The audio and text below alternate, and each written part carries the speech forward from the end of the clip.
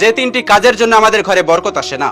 আজকে আমি এমন তিনটি কাজের বিষয়ে আলোচনা করব, যে তিনটি কাজ যে ঘরে হয় সে ঘরে কখনোই বরকত আসবে না। অনেকেই বলে আমার ঘরে বরকত নেই, আয় রোজগার ভালোই হয়, হাজার হাজার টাকা উপার্জন করি, কিন্তু সারাক্ষণ কোনো না কোনো বিপদ লেগেই আছে।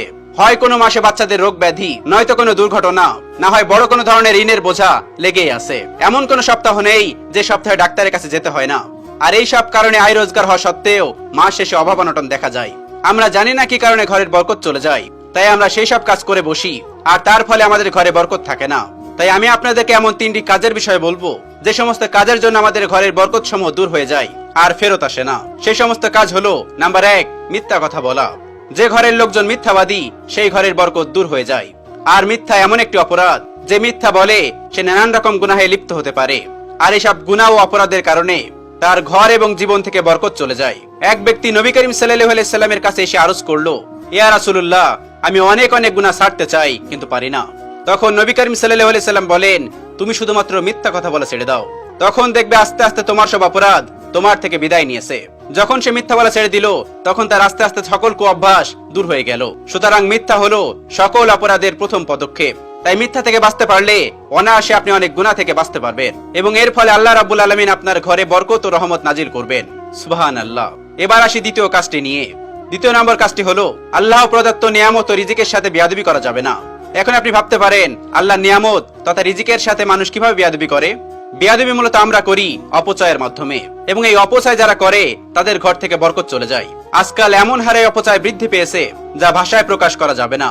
প্রয়োজন না থাকা সত্ত্বেও অতিরিক্ত জিনিসপত্র কিনে ঘর ভরে ফেলছেন। এছাড়াও গৃহস্থলীর খাবার দাবার থেকে শুরু করে প্রয়োজনীয় অতিরিক্ত খাবার রান্না করা, ততবার পচাবাসি হওয়ার পর তা ফেলে দেওয়া, এছাড়া অসারিত খরচ বাড়িয়ে ফেলা, এগুলো অত্যন্ত রকম ভয়াবহ রকমের কুঅভ্যাস। আর এই কুঅভ্যাসের কারণে আস্তে আস্তে ঘর থেকে রহমত এবং বরকত উঠে যায়। তাই আমাদের প্রত্যেকের ঘর থেকে এই অভ্যাসগুলো দূর করতে হবে। আমরা সারাদিনে কত খাবার নষ্ট করি, কিন্তু একটাবার ভেবে দেখেছেন কত মানুষ অভুক্ত আছে এই পৃথিবীতে?